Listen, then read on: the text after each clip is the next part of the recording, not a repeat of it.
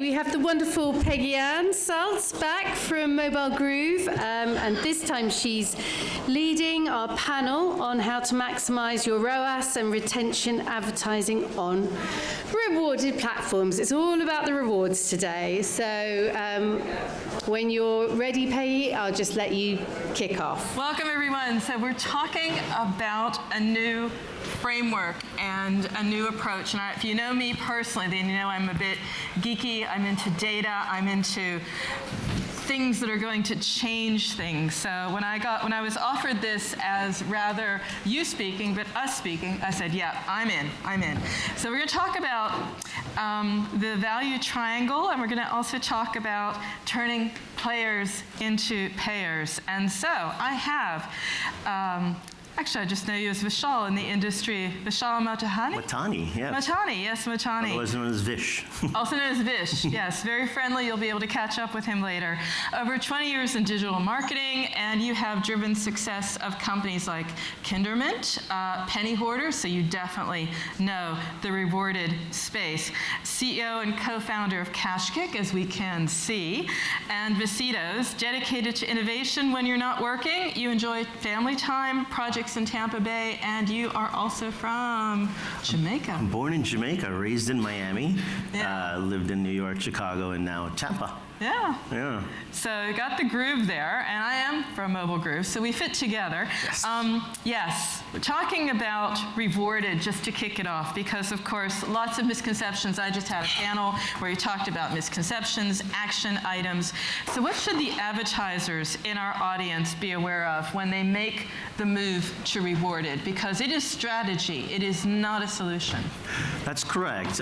So we did, I was in the last talk, and there was talk about similar answers, right? Which is, I think the misconception with the rewarded is that these users don't necessarily engage. And we talked a little bit about it in the previous panel, where leveraging deep funnel events, leveraging kind of aligning the advertiser with the user, or the user with the advertiser, and having them align to the same goal allows us to overcome some of those issues, right? When you offer somebody an incentive to say, hey, go to play this game, you can see how it would be like, all right, well, I'm going to download it, and then I'm gone, right? The idea of deep funnel events and tools such as AppsFlyer or MMPs that are out there that share rich data allow us to align much better with these users. So not only about let's get them to level 5, but let's get them to level 5 in X amount of days, and also understand what the engagement, the recency and frequency of those users look like. Mm-hmm. Yeah. And that's where we're going very much, and that was also in the other panel. You know, it's about the data that publishers, that advertisers both pass, that allow that to be optimized. And you've come up with a framework to look at this, because it is a number of interests at work here, and there is an ecosystem. Now, you've actually conceptualized this. We have the value triangle, which is why I'm so intrigued. So why don't you just tell us, first of all, what triggered you to build that in the first place? Because when you have a framework, it usually is a sign of maturity, which is great for rewarded. Yes, yes. So I've watched these rewarded platforms from afar for a very long time, from the time of Penny Hoarder and even before, when we used to promote these platforms, and trying to understand what value that they bring to users. Mm-hmm. And when you look at the vast majority of them, they're very transactional. User comes in, you get a fee for doing something, and user goes out, and they're many times never to be seen again. So I've seen this, and it was kind of like, as we're building this company, trying to understand what the value is that we bring as KashKick, as the publisher, to the user. And I think it's very easy to get sidetracked because great advertisers, like many people in this room in the gaming space, we want to align with you all, right? To bring you the users that you want. But at the same time, if it's strictly transactional, it's usually at the expense of the user experience. And a lot of times, well, this is hence the creation of the value triangle. The value triangle used to be known as the happiness triangle a year and a half ago, but basically it has three parties in mind. It has the user, which is kind of the center of it, or the top of it, and then you've got advertiser and publisher. In this case, the publisher is KashKick, being the rewards platform.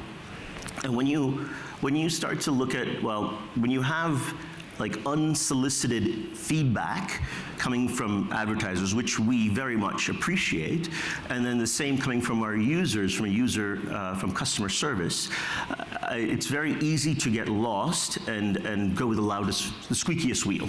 And in some cases, when you have a large sales force, that might be from our account managers coming in and saying, hey, our advertisers want to see this. And it's very easy to get lost and forget about the user, hence the triangle. So that every decision we make, every strategic move we make, we look at this almost like a business model canvas and say, well, how does this affect the user? And how does it affect the lifetime value of that user on our platform, as well as the advertiser's platform? And you mentioned my favorite words, recency and frequency. So there's this strategy of working together as a flywheel for growth, but how does that balance? Because they're not competing interests, but they want different things. You know, we were just chatting about CPIs, and we are still chatting, and we should be speaking more about user experience. So again, it's that balance. Yes. Yeah, I think when it starts with a positive experience for the user, it gives you that chance as a platform to have a second bite at the apple. So a great example is, prior to being so heavy in the game space, we were pretty heavy in the fintech space. And fintechs are fascinating, and over the past 6 or 7 years, we saw them evolve and develop into pretty sophisticated systems that, things like authing a bank account gave rich data, which allowed for more engaging user experience for the advertiser. Now, when those sort of advertisers were engaging with them, the retention was quite different. And now when we do it with gaming, we start to see a much higher take rate and a stay rate. Now that has a lot to do with what they're doing on that platform.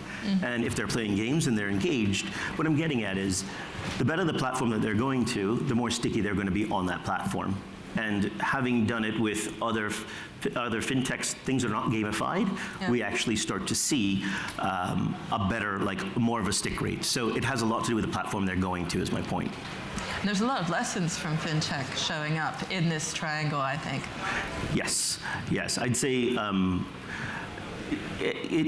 what we've seen in evolving technology is rich data, right? So right now we have MMPs passing a significant amount of data.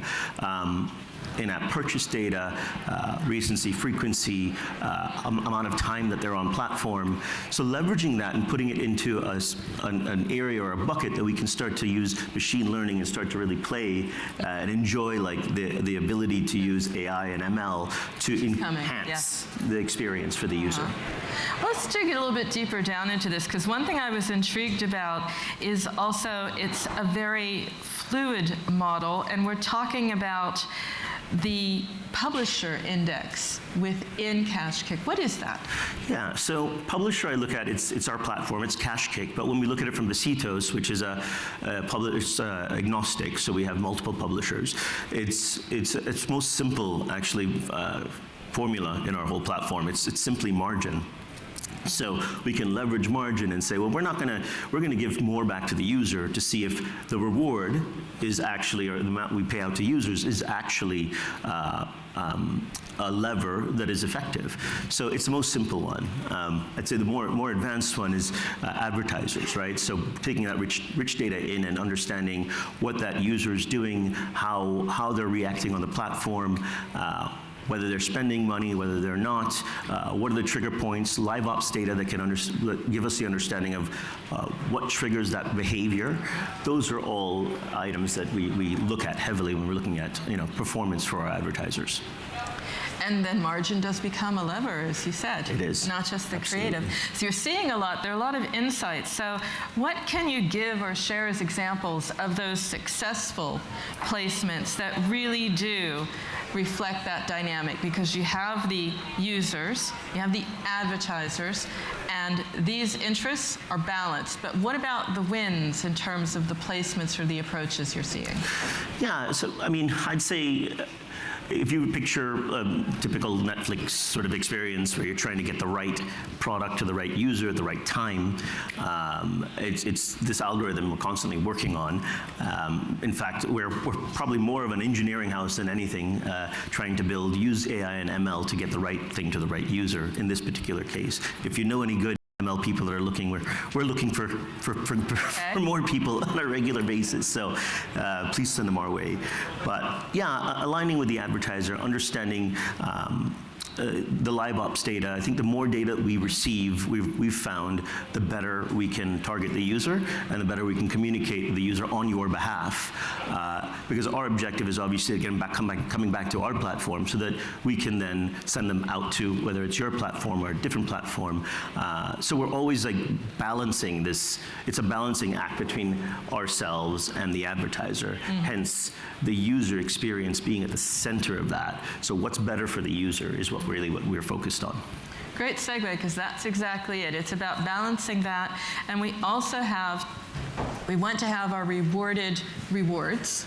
We also want to have the player engagement. We want to have this without disrupting the gameplay. What are some approaches you've seen? Because you're looking at this. You're looking at how to enhance user engagement, not to disrupt the gameplay. Maybe there's some lessons or a playbook here for some of people in the audience. Yeah, I think it's less about disrupting play and more about enhancing experience, right? So and the motivation. And motivating them, Yes. exactly. So, behavioral science is a big piece of this. One of the authors, Predictably Irrational, Dan Ariely, is one of my favorites on this topic. And it's something that we spend a lot of time on, right? And what's going to drive the user behavior? What is it that the user is looking to accomplish? And how can we make it easier for that user to accomplish those goals? Ariely uses an example of like three different options, like small, medium, and large popcorn, and the pricing that you have there to help them make the right decision or make the decision that is going to make the best use of their time based off of what we've learned from machine learning and data and their user habits. Again, I think it's when we look at a user experience, it's almost you go back to Steve Jobs and when he was with Pixar and what he learned from that, and look how he changed his marketing. And it's really this idea of telling a story of a user has a problem, right? And there's internal and external variables to that problem, and then they meet a guide, right? The platform that shows them success and failure, then guides them to success. And that's very much what we strive for, and our partners, our advertisers, are part of that success story in achieving levels that are attainable, and being able to generate the rewards on our platform and cash out in an easy way. You're also so focused on the experience and personalization. You brought up the tiers, the small, medium, and large. So you have to think about, in rewarded, just the same as in subscription, perhaps, we're going to start to see those tiers. And so when you're approaching rewards, that is somehow built into it, or do you see that coming? Absolutely. I think it's dynamic, right? So everything is this is where ML comes in, right? It's not like 3 buckets of people or 3 audiences. It's probably a dozen or 2 audiences, and then you start to break them out into small micro pieces, and you start to make an experience a very unique experience to a user. And it's not just optimization, it's the rewards they see, it's the time frames in which they need to achieve levels. It's all of the above, right? And not just, from across the board. And a lot more to consider. So engagement is going to be multifaceted. There are going to be more aspects to engagement. So actually, when we talk about uplift, that might not cut it anymore to describe it. We might be searching for new metrics or new approaches to talk about engagement and benefit. How are you approaching that at KashKick? Or thinking about it? Question again is how? Thinking about the metrics. Uplift, maybe needs to be more nuanced than that. If we're thinking about tiers and we're thinking about personalization, then Yes. how we measure engagement is also going to be more nuanced. Yes, that is true. I look at it as like it's not simple, but a single area, which is just trust. What is the trust between the platform and the user, right? And as long as you can maintain and manage that trust well, you're building a great experience for the user. So how do you measure trust? And that becomes the question. And you have your BI teams and all that to contemplate, well, is it this or is it that KPI, or is it a combination of these KPIs? And that's stuff that we're working on, right? And understanding how. I like that combination of blended KPI. Absolutely. To reflect this. So we talked about the value triangle. We understand what the balance needs to be. And of course, publishers, advertisers play a role in that. They're also, of course, in our audience. Is there anything that they should be thinking about to start leveraging the value triangle concept itself? Yeah, I mean, I'd take a look at if whoever you're working with is in terms of like a rewarded platform is to understand the relationship between the platform and the user, because that same relationship and that same trust that's being built between the platform and the user is what's going to go into what's going to follow the user into your platform. So as long as there's like more than just a transactional and there's actually enterprise value or value in the user.